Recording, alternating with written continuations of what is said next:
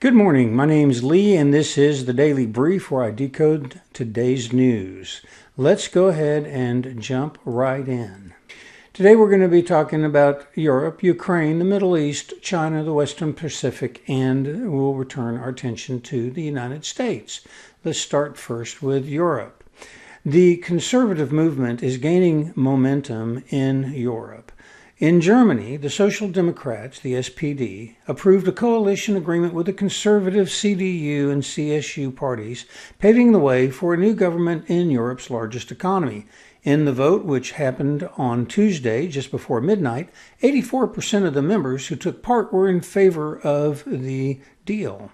In France, there's a feeding frenzy that continues as the sharks of the mainstream conservatives are adopting the right-wing rhetoric to attract voters from Marine Le Pen's National Rally Party. This signals a shift in political strategies that is at least temporarily shifting power away from the more left-leaning political groups.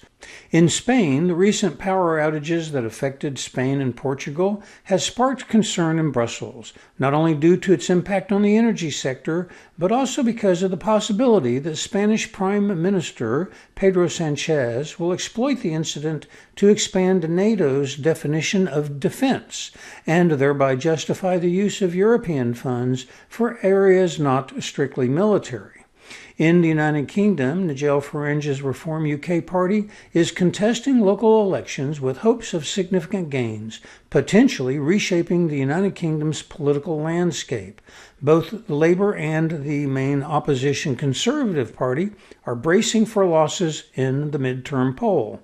Reform UK, led by Farage, is fielding more candidates than any other party and hopes to make major gains in the elections for about 1,600 seats on 23 local councils, 6 mayoralities, and 1 seat in Parliament.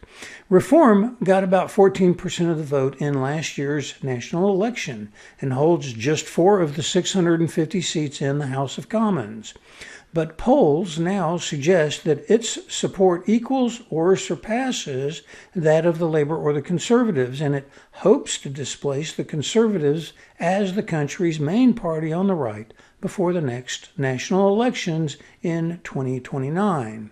Nigel Farage says, I quote, "Tomorrow is the day that two-party politics in England dies for good," end quote. Now turning our attention to the Ukraine. Conflict continues as peace talks continue and a mineral deal is signed. So the United States and Ukraine on Wednesday signed an agreement granting American access to Ukraine's vast mineral resources, thereby finalizing a deal that has been months in the making that could enable continued military aid to Kiev amid concerns that Donald Trump might scale back support in an ongoing peace negotiation with Russia. The two sides offered only bare-bones details about the structure of the deal, which they called the United States-Ukraine Reinvestment Fund. But it is expected to give the United States access to Ukraine's valuable rare earth minerals while providing Kiev with a measure of assurance about continued American support in the war grinding on with Russia.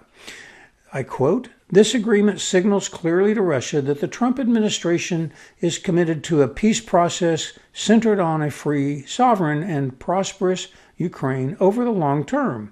That's Treasury Secretary Scott Bessent, who further said President Trump envisioned this partnership between the American people and the Ukrainian people to show both sides' commitment to lasting peace and prosperity in Ukraine, end quote. Regarding the peace negotiations, President Vladimir Putin is open to peace in Ukraine and intense work is going on with the United States. But the conflict is so complicated that the rapid progress that Washington is looking for is difficult to achieve, so says the Kremlin on Wednesday. Now the Middle East. The Middle East continues to suffer both economic challenges and heightened regional tension. In terms of the economic outlook, the International Monetary Fund said on Thursday in Dubai that it now expects the Middle East and North African economies to grow by just 2.6% in 2025 as uncertainties stemming from a global trade war and weaker oil prices weigh on the region. The fresh projection marked a sharp downgrade from the October projection of 4% growth, and it comes as the region grapples with geopolitical tensions, softer external demand, and oil market volatility. Now, regarding Israel and the Palestinian conflict. Predictably, Saudi Arabia has criticized Israel at the International Court of Justice, accusing it of acting above international law amid ongoing tensions in Gaza and the West Bank. Mohammed Saud al-Nasser, who is the Director of Legal Affairs at the Kingdom's Foreign Ministry, condemned Israel's, quote, flagrant violations of international law, end quote, in the occupied West Bank and East Jerusalem as well as Gaza, adding that Tel Aviv's unjustified blockade of Gaza reflects brutality against civilians in the besieged Strip.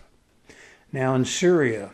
Increasing instability in Syria has resulted in an Israeli airstrike near Damascus, which prompted Syria to pledge protection for all societal components, including minority groups, further highlighting the region's ongoing volatility.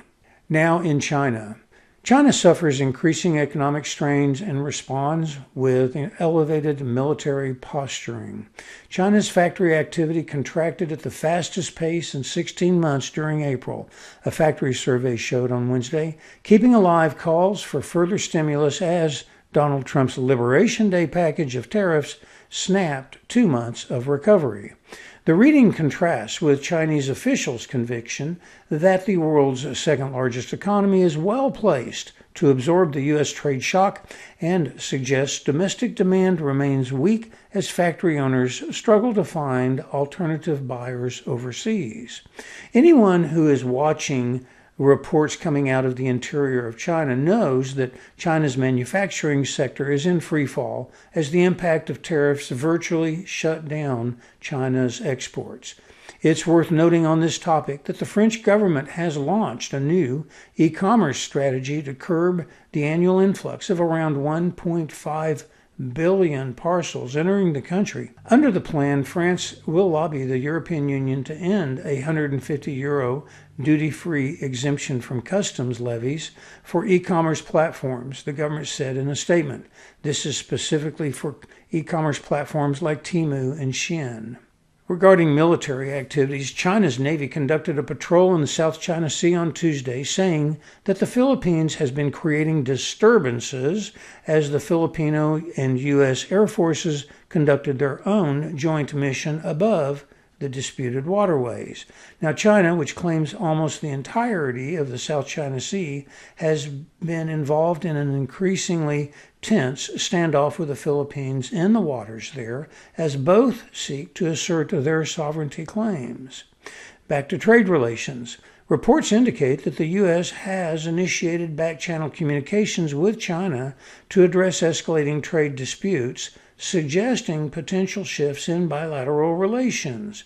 Trump says that he is in talks directly with Xi, who denies those talks, but the Chinese have removed tariffs on key industrial products that they need to keep their manufacturing sector running. These are things like ethane and microchips. Of course, China refuses to acknowledge that in their own internal communications. Now let's turn our attention to the Western Pacific. In the Western Pacific, the United States continues to strengthen its alliances in the region. The U.S.-India Defense Cooperation, announced by the Department of Defense, announced a significant step in its strategic partnership with India, approving a $130 million sale of SeaVision software and related support services to enhance India's maritime domain awareness. This deal, facilitated through the Foreign Military Sales Program, includes software enhancements, training, remote analytical support, and access to documentation, equipping India with a powerful tool to monitor and secure its vast maritime borders.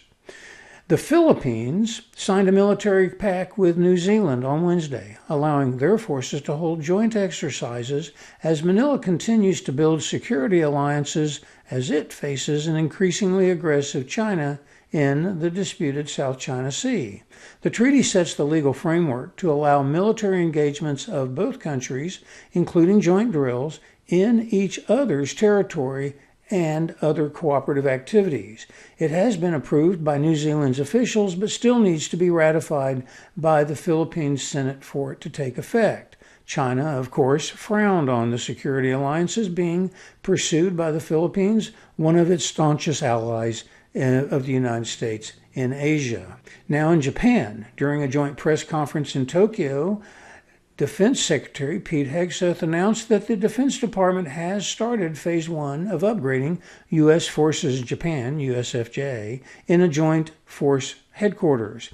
The department originally announced in 2024 that USFJ would be upgraded from a primarily administrative command to a joint forces headquarters, meaning it would have more warfighting and operational responsibilities.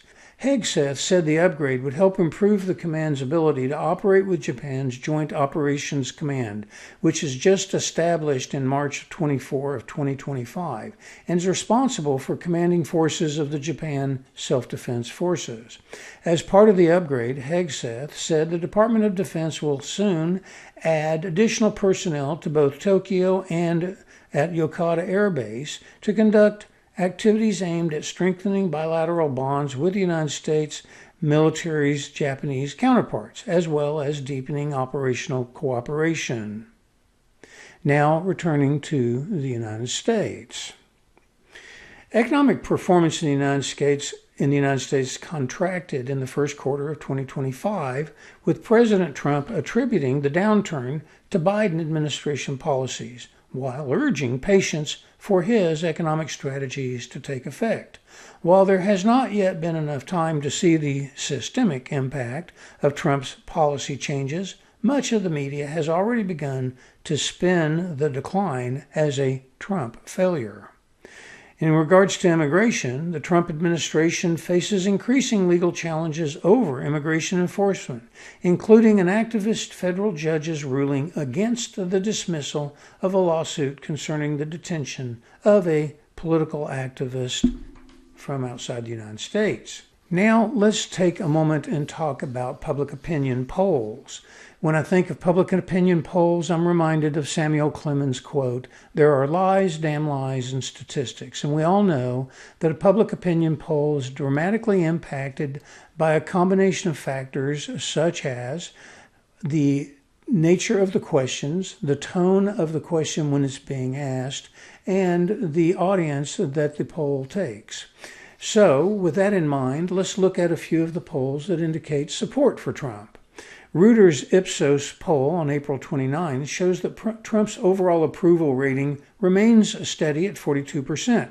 Notably, his immigration policy received the highest approval at 45%, although disapproval edged up to 48%. The Marist poll on April 29th, which was among Republicans, showed that 54% awarded Trump an A grade for his first 100 days, with an additional 29% giving him a B grade.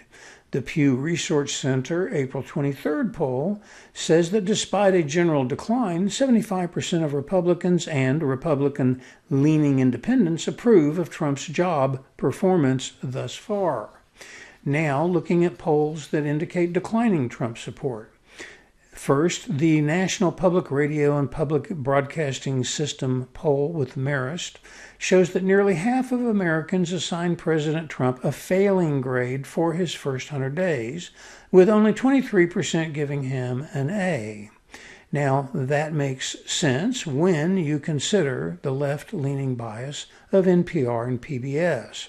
Reuters' Ipsos poll, which we previously reported, shows that approval for Trump's economic management dropped to 36%, which is the lowest during his current or past term, while disapproval climbed to 56%.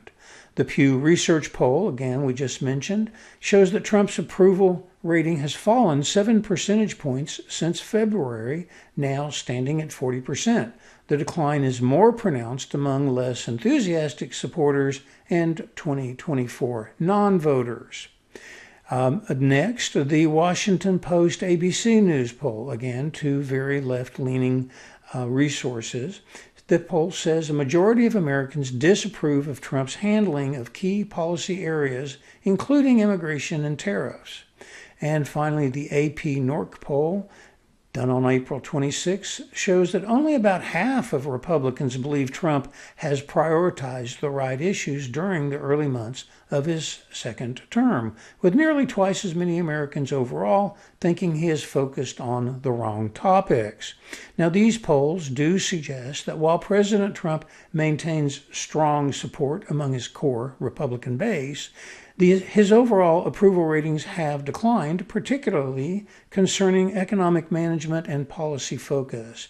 The data indicates a growing dissatisfaction among independents and less enthusiastic supporters.